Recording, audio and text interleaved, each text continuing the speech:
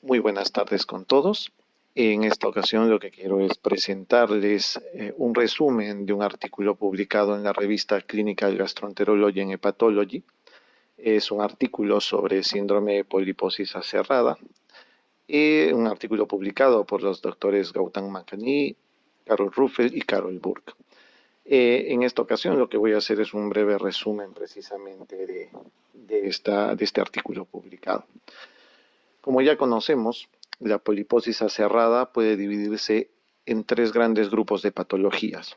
Primero son los pólipos hiperplásicos, los adenomas aserrados tradicionales y finalmente el tema del que vamos a hablar ahora, que es el síndrome de poliposis aserrada. La importancia que tiene el síndrome de poliposis aserrada es precisamente el riesgo de cáncer colorectal y se describe que aproximadamente el 30% de los cánceres colorectales son producidos por un síndrome de poliposis aserrada.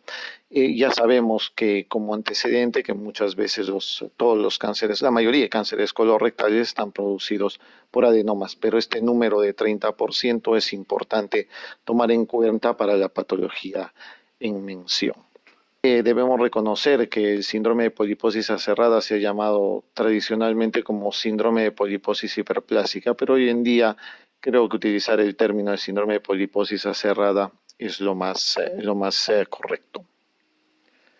Los criterios diagnósticos del síndrome de poliposis aserrada han cambiado con el transcurso de los años. Teníamos antes los criterios diagnósticos que eran de tres. En este caso, en la clasificación de la Organización Mundial de la Salud del año 2010, pero actualmente se consideran dos formas de diagnosticar, dos formas de criterios diagnósticos.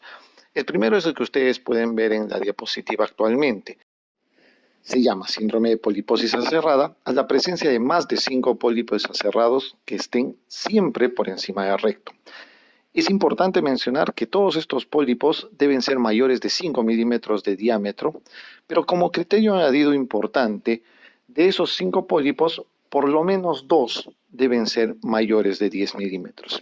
Si se cumplen estos criterios, esta sería la primera forma de hacer el diagnóstico de un síndrome de poliposis aserrada. Una segunda forma de hacer el diagnóstico es si encontramos esta característica. Más de 20 pólipos de cualquier tamaño, esta vez ya no importa si es mayor o menor de 5 milímetros, que estén distribuidos en todo el colon, pero el criterio importante es que 5 o más de estos pólipos deben ser proximales al recto. Entonces, actualmente, estas son las dos formas de hacer el diagnóstico de síndrome de poliposis aserrada.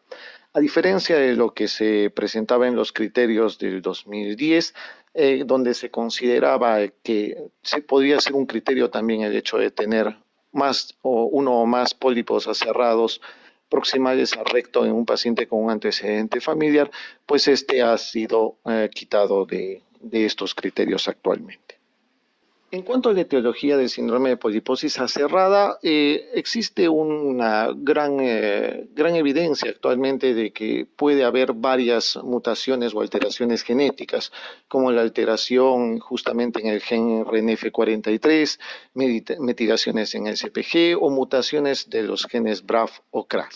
Sin embargo, a pesar de que se tiene gran evidencia respecto de estos, todavía se considera que la etiología del síndrome de poliposis aserrada es desconocida.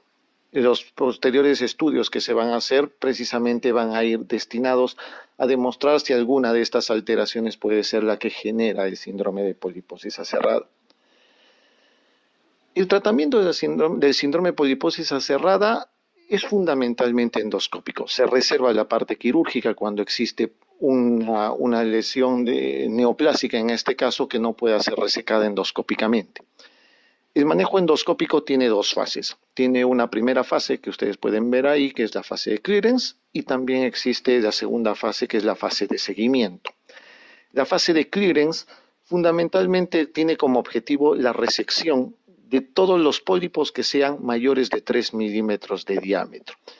Es fundamental esto porque no necesariamente tiene que hacerse en una sola sesión.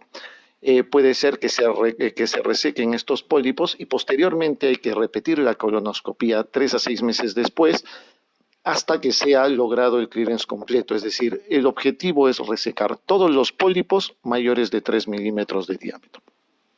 Una vez que se resecan estos, pasamos a la fase de seguimiento. Y la fase de seguimiento es precisamente el control de la polipectomía. Lo ideal, según la recomendación de este artículo, es realizar una colonoscopía entre 1 a 2 años.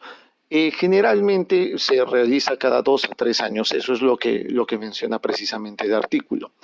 Sin embargo, se considera que el tiempo de seguimiento debe ser más corto, es decir, de 1 año aproximadamente, en aquellos pacientes que tienen las siguientes características: que tengan una historia de cáncer colorectal previo, pacientes que tengan un adenoma avanzado, o aquellos pacientes que tengan un pólipo aserrado mayor de 10 milímetros o con displasia, ¿no? Es muy importante tenerlo en cuenta, así como aquellos pacientes que pueden tener también los adenomas aserrados tradicionales. Finalmente, ¿qué se hace en los pacientes, en los familiares que tienen un familiar de primer grado con síndrome de poliposis aserrada? Es importante mencionar que existe una evidencia de que hay mayor incidencia de cáncer colorectal en aquellos pacientes que tienen un familiar con síndrome de poliposis aserrada. Entonces, estos familiares tienen que hacerse una colonoscopia cada 5 años, y con el inicio, como ustedes pueden ver en la diapositiva. Tiene que ser a los 40 años, o en el caso de que sea en una edad de repente un poco mayor, a la misma edad del diagnóstico del síndrome de poliposis aserrada que tuvo su familiar. Y si el paciente tuvo un cáncer colorectal, es preferible que el familiar se haga el screening 10 años antes de la edad del diagnóstico de cáncer colorectal del paciente afectado, ¿no? Esto precisamente es lo que se menciona en este estudio. Interesante para mencionarlo, les recuerdo nuevamente que esto está publicado en la revista Clinical Gastroenterology and Pathology de este año. Todos los gráficos que ustedes han visto, la gran mayoría pertenecen al propio estudio y, bueno, algunos han sido añadidos por mí mismo. Muchas gracias por vuestra atención.